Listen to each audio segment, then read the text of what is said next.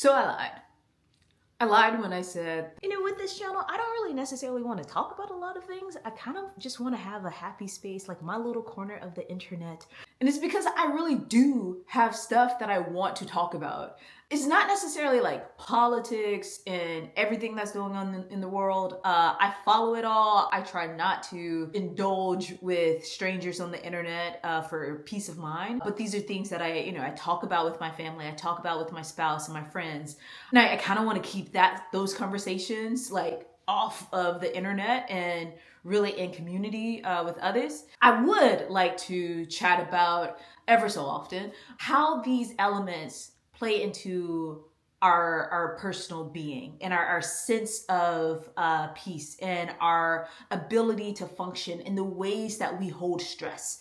I've had a lot of different issues and illnesses and wellness challenges over the years, from GI issues to reproductive health issues to the fact that I'm injury prone. I literally just broke my toe. And these things, sometimes, yes, things happen, but sometimes these are results or outcomes of us not being mindful with ourselves in the ways that we navigate the world or space. And those intersections are things that I would love to bring into the conversations that we might have. And here's why. I think that those conversations allow people to talk more about their stories, their journeys, and reflect on their mindsets, their ways of being, etc., versus just debating the issues when we know that everything is shit.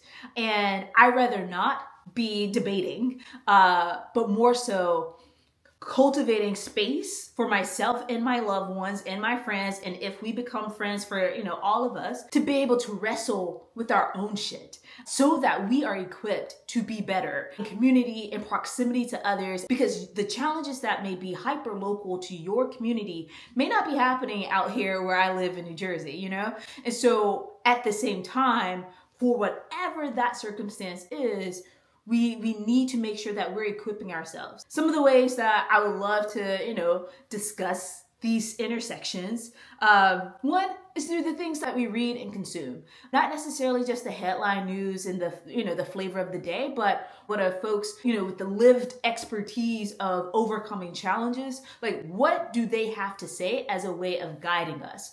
In addition to that, books and nerding out and all of that, practices. Many of us have creative practices, whether it's arts, crafts, design, showing up on the internet, exercise, etc. Like those practices fuel us. They pour back into us so that we are energized and less burned out in order to take on, the day-to-day battles, but the larger macro issues that are at play.